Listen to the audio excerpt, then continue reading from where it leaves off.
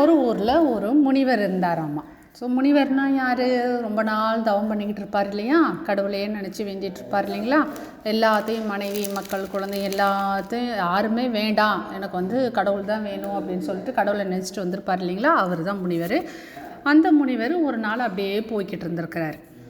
அப்போ ஒரு லேடி வேகமாக என்ன சொல்லிச்சாம்மா, எங்கள் வீட்டுக்கு பக்கத்தில் இருக்க குழந்தைக்கு உடம்பு சரியில்லைங்க ஐயா, நீங்கள் எப்படியாவது அதை சரி பண்ணி கொடுங்க அப்படின்னு சொல்லியிருக்கு. இந்த லேடி ரொம்ப கெஞ்சி கேட்டதுனால அந்த முனிவர் என்ன சொன்னாராம்மா, சரி போய் அந்த குழந்தையை தூக்கிட்டு வாங்க அப்படின்னு சொல்லியிருக்கிறாரு. இந்த லேடியும் போய் அந்த குழந்தையை தூக்கிட்டு வந்திருக்குது. முனிவரும் அதை படுக்க வச்சு கொஞ்சம் பார்த்துட்டு அப்புறம் ஏதோ சில வார்த்தைகளை சொல்ல ஆரம்பிச்சிட்டார். அந்த குழந்தையை பார்த்து ஏதோ மந்திர ஜபிக்க ஆரம்பிச்சிட்டார்.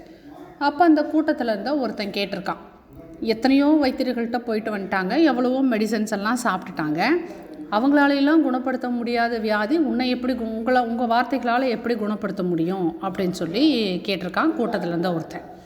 அதுக்கு இந்த முனிவர் சொன்னாராம்மா, அதெல்லாம் உனக்கு தெரியாது, நீ ஒரு முட்டாள் அப்படின்னு சொல்லியிருக்கிறாரு. இவனுக்கு பயங்கர கோபம் வந்துருச்சு.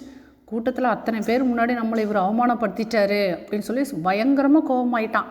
நம்மளும் எப்படியாவது இவரை அவமானப்படுத்தணும் அப்படின்னு மனசில் நினச்சிட்ருக்கையில் அந்த முனிவர் சிரிச்சுட்டே அவன் பக்கத்தில் கேட்டாராம்மா, நான் பேசின வார்த்தைகள் உன்னை கோவப்படுத்த செய்யும்போது நான் சொல்கிற நல்ல வார்த்தைகள் அந்த நோயை குணமாக்காதுன்னு நீ எப்படி சொல்கிற அப்படின்னு சொல்லி கேட்டிருக்கிறார். கேட்டவனுக்கு செருப்பில் அடித்த மாதிரி ஆகிப்போச்சு.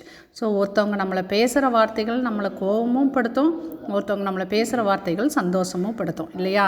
ஸோ நம்ம நல்லதை பேசணும் அப்படின்னா நல்லது நடக்கும், கெட்டதையே பேசிட்டு இருந்தோம்னா கெட்டது தான் நடக்கும். ஃப்ரெண்ட்ஸ், இந்த கதை உங்களுக்கு பிடிச்சிருந்துச்சுன்னா மறக்காமல் நம்ம சேனலை சப்ஸ்கிரைப் பண்ணுங்கள். வேறு ஒரு நல்ல கதையில் நான் உங்களை பார்க்குறேன்.